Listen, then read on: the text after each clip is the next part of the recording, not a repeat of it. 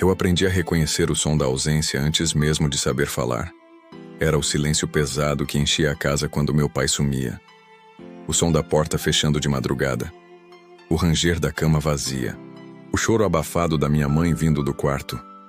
E então, eu, uma criança de 6 anos caminhando pelo corredor escuro, segurando um copo d'água e um lenço de papel.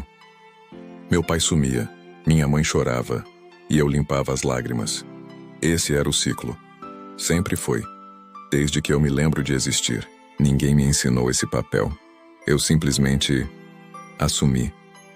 Como se meu corpo soubesse, antes da minha mente entender, que alguém precisava cuidar dela. E esse alguém era eu. Eu lembro do cheiro do quarto dela. Perfume misturado com tristeza. Lençóis que não eram trocados há dias. A luz apagada, sempre apagada, porque ela não tinha força nem para abrir a cortina. Eu entrava devagar. Sentava na beira da cama. E esperava. Às vezes ela falava. Às vezes só chorava. Às vezes me abraçava tão forte que eu mal conseguia respirar. E eu ficava ali, quieta, pequenininha, segurando a dor de uma mulher adulta com mãos de criança. Ele vai voltar, mãe, eu dizia. Mesmo sem acreditar. Mesmo sem entender por que ele ia embora. Mesmo sem saber se eu queria que ele voltasse. Mas eu dizia, porque era o que ela precisava ouvir. Meu pai sumia por dias, às vezes semanas, sem aviso, sem explicação, sem se importar com o buraco que deixava para trás. E quando ele voltava como se nada tivesse acontecido, com presentes baratos, desculpas vazias, promessas que eu já sabia que seriam quebradas. E minha mãe, ela aceitava, sempre aceitava, porque ela amava um homem que só existia nas promessas dele. E eu observava, calada, aprendendo que amor podia doer, que família podia ser prisão, que adultos podiam ser mais frágeis que crianças. Eu tinha 7 anos quando parei de acreditar em promessas. Ele disse que ia levar a gente para passear no domingo. Eu acordei cedo, me arrumei e esperei na sala. Ele não apareceu. Minha mãe chorou o dia inteiro. E eu sentei do lado dela, segurei a mão dela e disse: "Tá tudo bem, mãe. A gente não precisa dele." Mas lá no fundo eu sabia que a gente precisava. Ou pelo menos ela precisava. E eu precisava que ela parasse de precisar. Porque toda vez que ele sumia, era como se ela sumisse junto. E eu ficava sozinha, cuidando de uma mulher quebrada, sendo mãe da minha própria mãe. Eu cozinhava quando ela não conseguia sair da cama. Eu mentia na escola dizendo que estava tudo bem. Eu fingia que não ouvia as brigas, os gritos, os objetos quebrando. Eu me tornei invisível, silenciosa, funcional.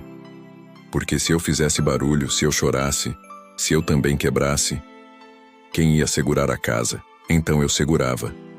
Sozinha, pequena, assustada, mas sempre de pé. Tenho uma memória que nunca me abandona. Eu tinha 9 anos.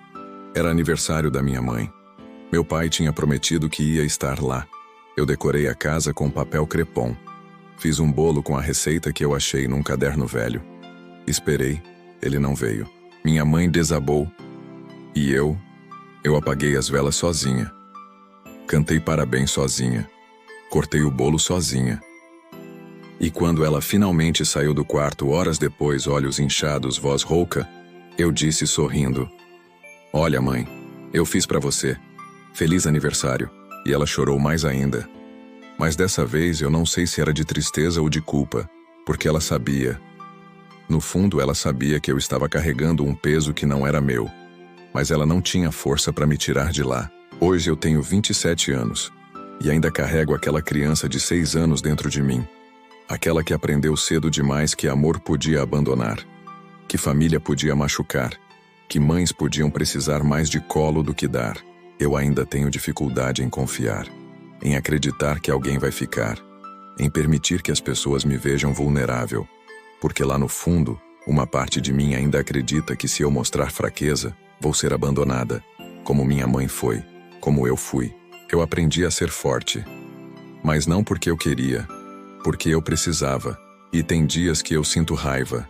Raiva dele, por ter sumido tantas vezes. Raiva dela, por ter me colocado nesse lugar. Raiva de mim, por ter aceitado. Mas a raiva logo vira tristeza, porque eu era só uma criança. E nada disso deveria ter sido minha responsabilidade. Eu não deveria ter limpado as lágrimas dela. Eu deveria ter chorado as minhas. Mas ninguém estava lá para limpar as minhas. Então eu aprendi a não chorar. Foi numa terapia, há 3 anos, que eu finalmente permiti sentir. Minha terapeuta perguntou: onde estava a criança que você era enquanto você cuidava da sua mãe? E eu travei, porque eu nunca tinha pensado nisso. Onde eu estava? Quem cuidou de mim? Ninguém.